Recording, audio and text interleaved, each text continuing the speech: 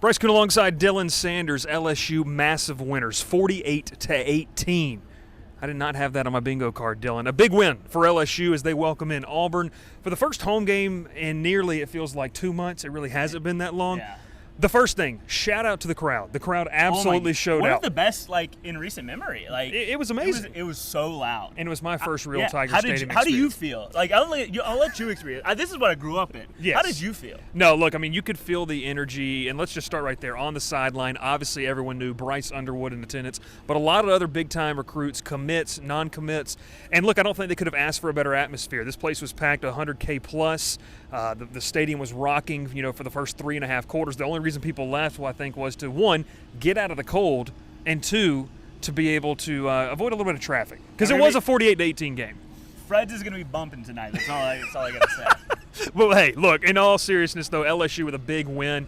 Dylan, let's start right here. We knew the offense was going to be good, and they impressed. We're going to talk about a couple of those things. But really kind of in the one of the biggest things I think I'm excited about is the marriage, of the physicality and the discipline of this defense. We saw that on display. They still got a ways to go, but the way this defense played, very encouraging. The way we're watching it right now makes me wonder, A, why was Pete Jenkins at home for the first couple weeks of the season? And B, why were they not committing to a four-man front? How did they not see this earlier? Because it looks like a completely different defense whenever they're, committing to that four-man front. Then you have Harold Perkins coming in. You have insert linebacker here making an impact. This was the best game for the linebackers, I think, in recent memory. Yeah. And this was the best game for the cornerbacks. Can we give a shout out to Zy Alexander? Yes. I think he had his best game. Easily his best game as a Tiger. Yeah. A really, really nice performance for him. And I think when he needed, he's found himself. He's stuck that starting spot. But I think he's really grown and really improved. And he's not. I won't say he's locked down yet. It's not Alexander Island. Yeah. But it is looking much improved and much more. It's just a confidence builder to have a cornerback go out there and make plays. He made some really nice plays. Yeah, he made some nice plays on the ball, obviously getting that head on a swivel, being able to bout down some of the plays. And look, it's obvious Auburn is still trying to find themselves offensively in year one under Hugh Freeze, but this is still an SEC team. It's still a team that, up until last night, this is a wacky game. This is constantly a wacky game, a wacky series, and I think no silliness this year. No silliness, absolutely none. And LSU dominated in all 4 quarters. It really felt like. Go over to the offensive side of the football here. Brian Thomas Jr. is a great player. He's made himself a lot of money at the next level, I feel like, already. But what's making this offense so dynamic, I think, is the diversity of options. It's something Brian Kelly spoke to. Kyron Lacey. This is a guy that, if we're just being honest with ourselves, I think had, the fans were a little disappointed. Maybe even he was a little disappointed. But the mental fortitude to be able to come back and play really well, had a couple big catches, a touchdown catch right here in the middle of this end zone we're standing in right here. Kyron Lacey, it just continues to evolve. Dylan, we were talking about the press box. I don't know when this offense is clicking if anyone can stop it. Oh, I do want to give a shout out to Kyron Lacey for having these, drop problems and not letting it affect his morale because he's one of the team's best blockers. Yeah. So I want to give him a shout out for that first of all. But to have a game like this where he looks like Brian Thomas Jr., I think we made that joke during the game. But if you're having, if you look at the scoreboard and be like, oh, we kept Malik Neighbors under 90 receiving yards. Oh, Kyron Lacey had 111. Yeah. It's gonna. I can't imagine being a DC trying to plan to stop this team. Oh, and by the way, Logan Diggs and Jaden Daniels are rushing for 90 yards apiece every game. Yeah. So what do you do? How do you stop it? I don't get it. I made the point on our board earlier. They were talking about if anyone's going to be able to stop this team, and I just feel like I don't see a defense that's going to stop LSU from scoring at least 30 left on this schedule. Maybe it's Alabama's Alabama, but this defense this offense is so impressive that if the defense can play with a shred of what they played with tonight, it's going to be hard to beat them. Yeah, they're going to face better offenses. We talked about that, but this is a really big building block for this defense. The last thing we touch on here is the complementary style play. Our very own Glenn West brought it up to Brian Kelly. Shout out, Glenn.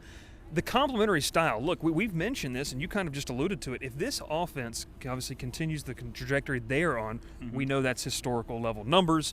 But if the defense can just continue to improve week in and week out, Dylan, look, we don't want to get too far ahead of ourselves here, but this is obviously something that I think fans should be excited about. And when you look at the remainder of the schedule, Army's coming up next week. That's going to test your physical and will and your discipline for sure.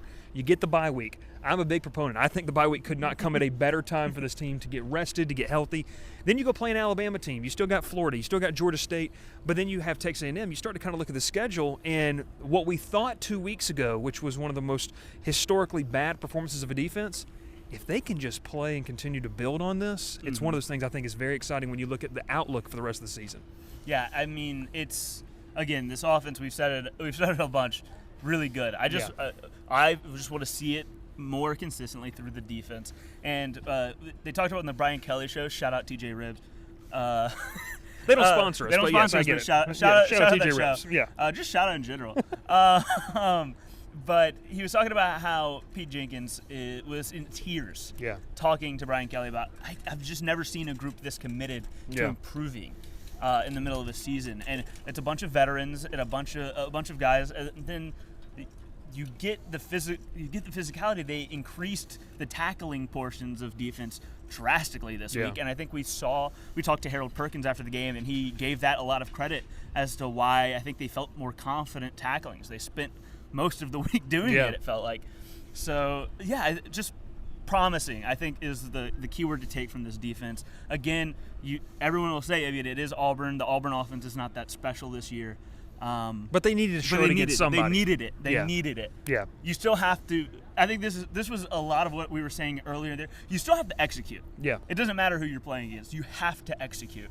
And the defense executed today. So, good job them. Yeah, no, I mean, I think it's a win just to be able to execute, like you said, no matter the opponent. One, because it gives you confidence in yourself. Yeah. I mean, I think that's one of the biggest things is, like no matter who lines up against us, we're going to be able to kind of do what we need to do. So defensively going forward, the secondary looked promising. A lot of guys got a lot of reps. Linebacker position, guys were able to flow freely. Defensive line, my standout, Paris Shand. I mean, talk about the speed of Paris Shand and the ability to be disruptive. Mekhi Wingo with a couple big tackles. Mason Smith clogging up some holes. Harold Perkins. Vintage Harold. Yeah. Vintage. We're talking about a kid who's only been here for a year. I'm saying vintage Harold Perkins. But that being said, I mean, this is really, really impressive. Yeah. Just, good win. Yeah. I think that's the stamp we can put on it. It is a good win. 48-18.